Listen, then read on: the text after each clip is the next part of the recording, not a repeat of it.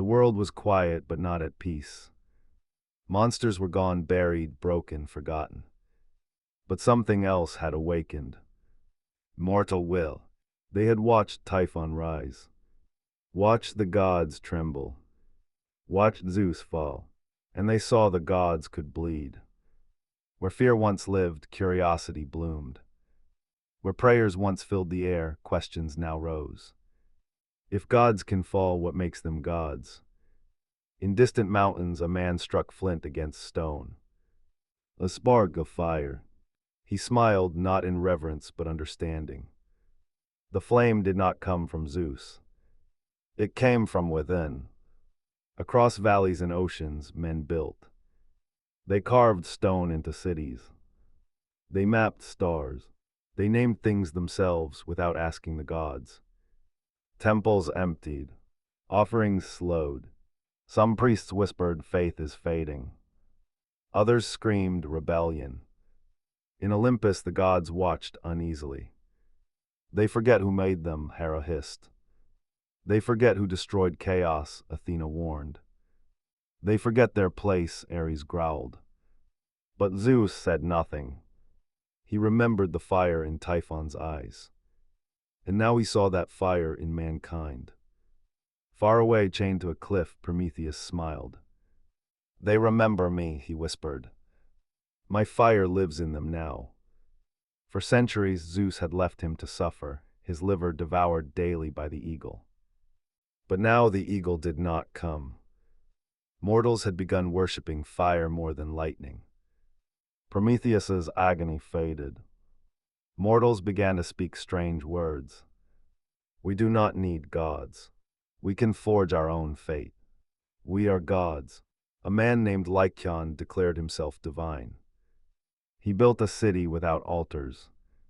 He banned prayer. He taught children to mock Olympus. His people thrived, strong, fearless, brilliant. Zeus struck his city with a storm, but it rebuilt itself stronger. Thunder no longer inspired fear. Just rain. Heroes emerged, children of gods and mortals. But they no longer bowed to Olympus. Achilles fought not for divine favor, but for glory. Odysseus tricked Poseidon himself and lived. Theseus, Atalanta, Perseus, they faced monsters with mortal strength. Ares challenged a hero to single combat. He was nearly beaten. Athena offered guidance to kings, only to be ignored. Dionysus inspired madness, but mortals made wine of their own. The gods began to fade. Not in power, but in purpose. The fire of belief warmed fewer altars.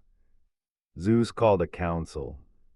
"They rise," he said, "not as titans, not as monsters, as something new. They carry our blood," Hera spat, "but not our reverence." "Perhaps they should," said Demeter. "They have learned pain." "They forget the chaos we saved them from," Hermes said. But Hephaestus shook his head.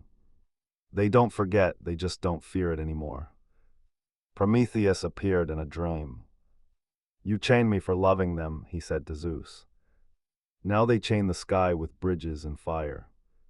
This is your future, King of Thunder, irrelevance." Zeus woke with sweat on his brow. He looked at his throne.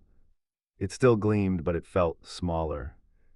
Across the world, torches burned in cities never touched by Olympus. Mortals told myths, but not as truth. As stories, as symbols, as warnings. A man built wings of wax and soared. A woman cured plague with herbs, not prayer. A child wrote poems to stars, not to gods. The age of monsters had ended. The age of gods trembled. And the age of mortals had begun. But war brews still. Not of spear or flame, but of belief.